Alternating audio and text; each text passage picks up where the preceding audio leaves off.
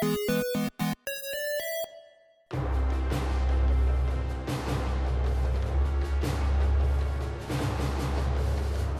what's going on, everybody?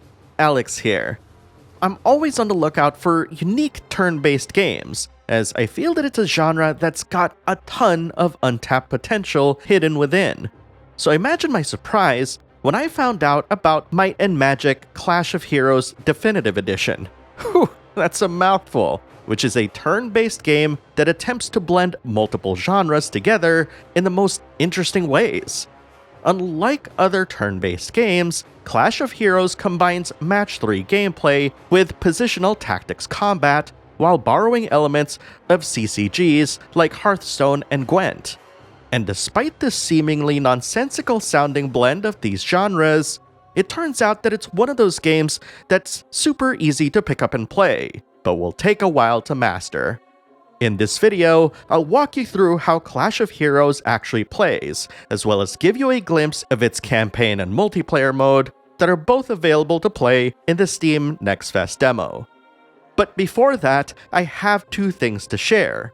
First, the footage you're seeing was captured straight from my Steam Deck, so yes, the demo works quite well on it. And second, I am being sponsored for this video, though I'm free to talk about the game however I want. As a fan of story-rich JRPGs, naturally, I had to try out the campaign mode first. The narrative is told through a series of voice narrations accompanying moving animatics, in addition to the more traditional text-based dialogue box storytelling that'll be familiar for fans of RPGs. The story is apparently set prior to the events of Heroes of Might and Magic 5, and as soon as you get dropped into the world, you get a sense that you're in the middle of an ongoing story. I was hoping for a way for the game to onboard me in a way that'll get me invested in its story and characters, though the updated presentation did a better job at that. More on that later.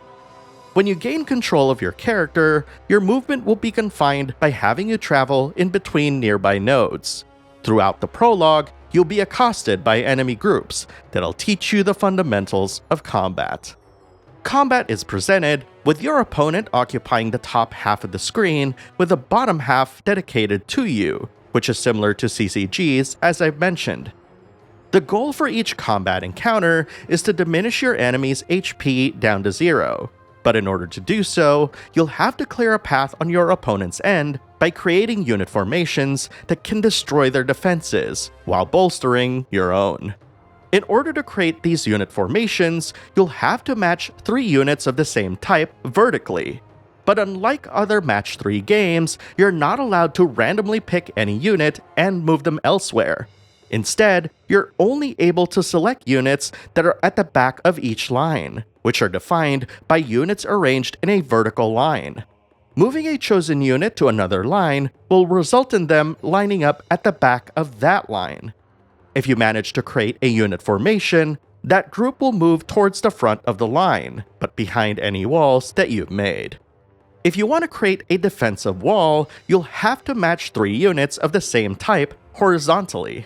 Once created, these walls move to the front of the lines automatically, and any unit formations you've created will be able to attack through these walls. So these are made primarily to stop your opponent from inflicting damage or opening up a line. Unit formations will have an attack timer at the bottommost part of the block, indicating the number of turns they'll need to be ready to attack.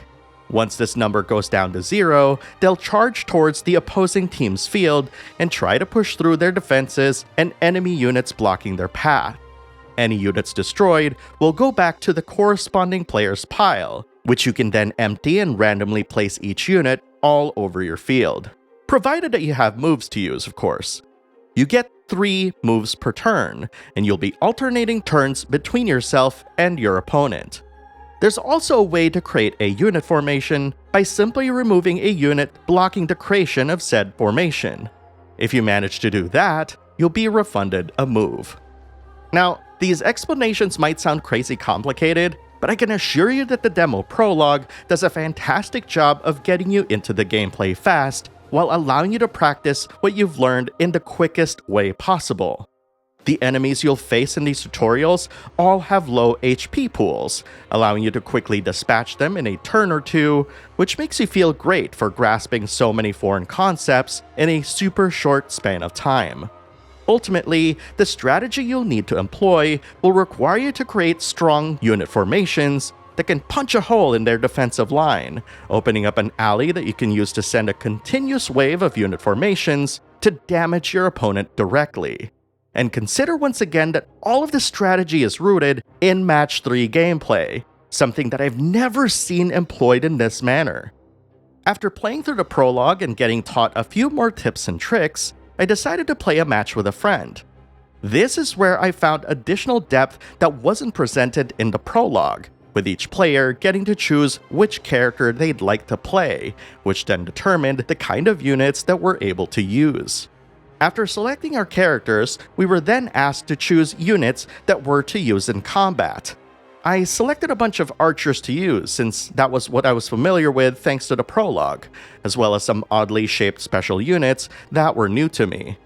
As we played through the match, we quickly discovered that we both had a huge HP pool, 100 each, and that my offensive-minded friend picked a character that didn't match his playstyle. My friend chose Godric, a paladin who excels in defense. Due to Godric's more defensive combat style, his units take a long time to prepare themselves, often taking 2 to 3 turns just to attack. I went with the elf Anwin, who's actually featured in the thumbnail art of this video.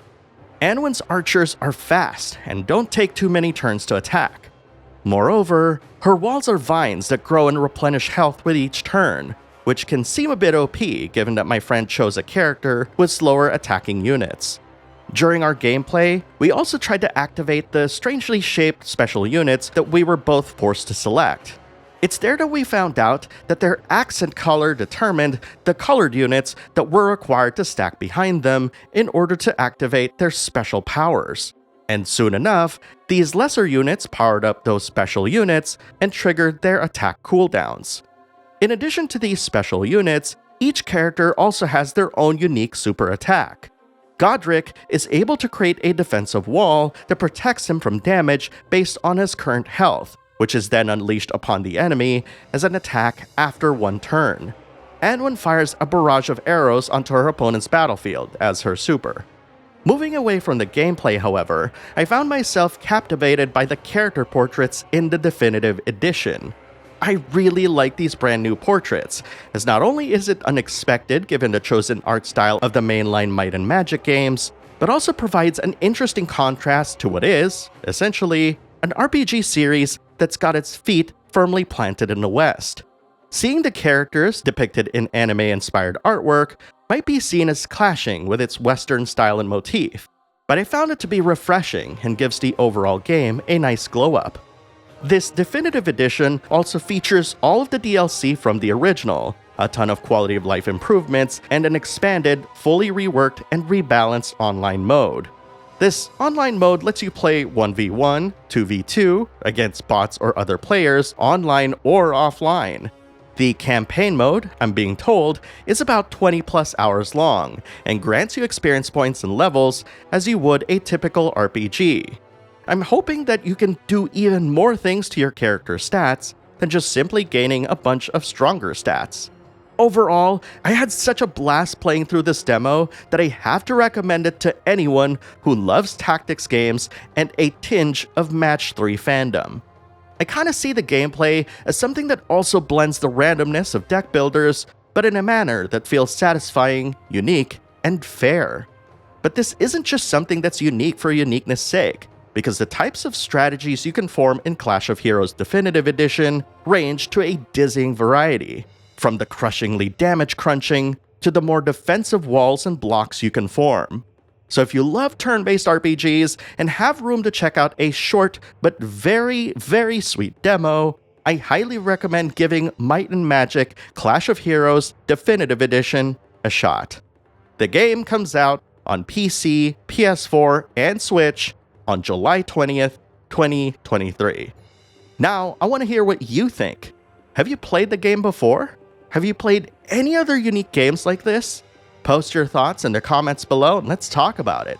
thank you very much for watching, and I'll see you in the next video.